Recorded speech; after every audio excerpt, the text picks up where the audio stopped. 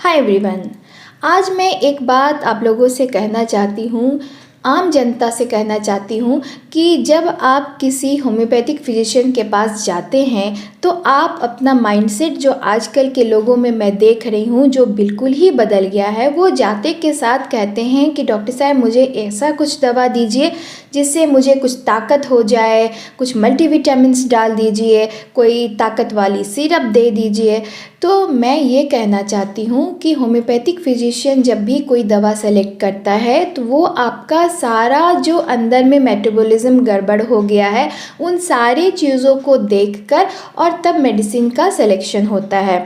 तो आपका ये कहना बिल्कुल अनुचित है, क्योंकि वो ये सारे चीज़ को देखकर आपके ताकत के लिए भी, आपके जितने भी डाइजेशन प्रॉब्लम्स हैं उसके लिए भी ये सारे चीज़ पर विचार करके ही मेडिसिन का सिलेक्शन करता है। सेकेंडली क्या होता है कि हमने अगर कोई सिरप नहीं दिया, कोई मल्टीविटामिन्स की गोली नहीं दी, तो आप लोग क्या करते हैं कि बाहर जाके और मल्टीविटामिन्स की गोली ले लेते हैं, सिरप्स ले लेते हैं जो डाइजेशन के लिए आते हैं या फिर कफ के लिए आते हैं। तो ये सारी चीज़ जो है ये आपके सेहत को और बिगाड़ती है।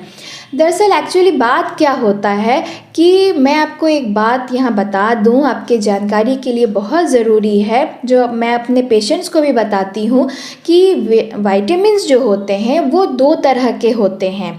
एक होता है वाटर सॉल्युबल विटामिन्स और एक होता है फैट सॉल्युबल विटामिन। आज के डेट में कुछ लोग इतने हेल्थ कॉन्शियस हो गए हैं कि उन्होंने फ़ैट खाना बिल्कुल ही बंद कर दिया है।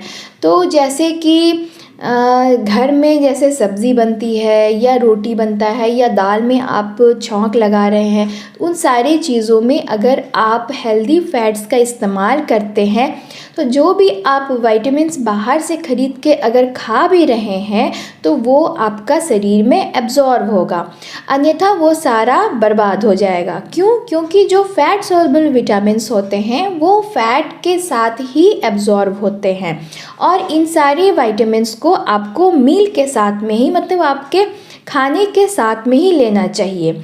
अगर आप सप्लीमेंट्स भी ले रहे हैं तो भी आपको खाने के साथ लेना चाहिए। अगर आप खाने के साथ ही विटामिन्स को लेना चाहते हैं, मतलब ऐसा खाना खाना चाहते हैं जो उस विटामिन से भरपूर हो, फॉर एग्ज़ाम्पल अगर आप विटामिन ई को ले लीजिए या फिर विटामिन ए ले लीजिए जो गाजर में होता है। तो अगर आप गाजर खा रहे हैं तो गाजर क्या है, विटामिन ए देगा आपको, लेकिन विटामिन ए मैंने आपको जैसा बताया कि ए, डी, ई और के ये सारे विटामिन्स फैट सॉल्युबल होते हैं।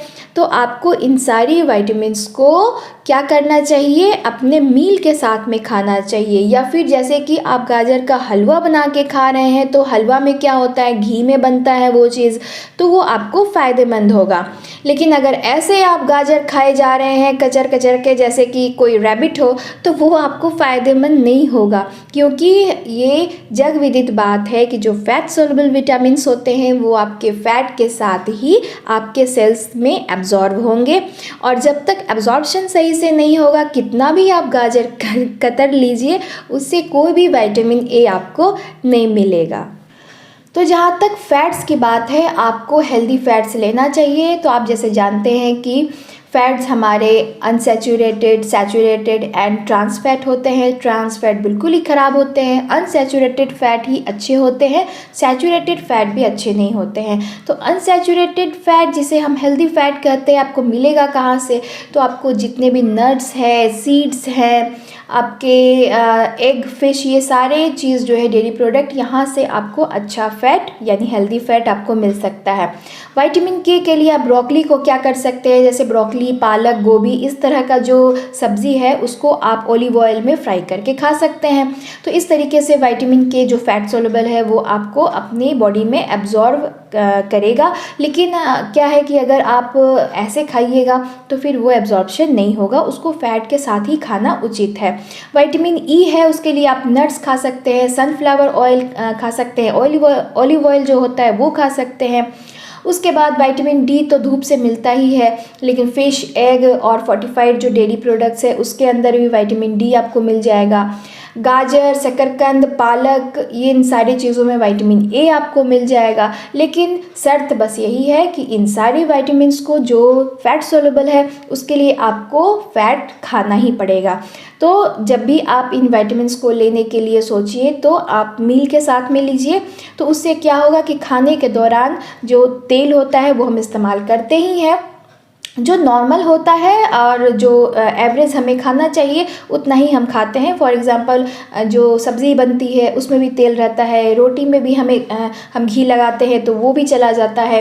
देन अगर आप घी से छौंक लगा रहे हैं अपने दाल में तो वो भी आपका तेल है जो फ़ैट है। तो लेकिन शर्त यही होनी चाहिए कि जो भी फ़ैट आप इस्तेमाल करें वो हेल्दी होना चाहिए, यानी कि अनसैचुरेटेड होना चाहिए। तो मैंने आपको जैसा बताया कि नट्स के द्वारा जितने भी तेल आते हैं वो आप इस्तेमाल कर सकते हैं, सीड्स के द्वारा जितने भी तेल आते हैं वो आप इस्तेमाल कर सकते हैं। यानी कि अगर आम तौर पर देखा जाए तो मस्टर्ड सीड्स यानी कि जो सरसों का तेल होता है, ऑलिव ऑयल होता है, जैतून का तेल, ये सब आप इस्तेमाल कर सकते हैं। सनफ्लावर सीड्स है के द्वारा जो तेल बनता है वो आप इस्तेमाल कर सकते हैं। ये सारे तेल जो है ये हेल्दी होते हैं और इनके द्वारा जो बना हुआ सब्ज़ी या खाना होगा उसके साथ आप जो सप्लीमेंट है जिसके अंदर ये विटामिन्स होते हैं, for example vitamin A, D, E and के जो फैट सोल्यूबल है, ये आप लीजिए तो ये आपके बॉडी में एब्जॉर्ब करेंगे और फिर आपको एक्स्ट्रा सप्लीमेंट लेने की ज़रूरत बिल्कुल नहीं पड़ेगी।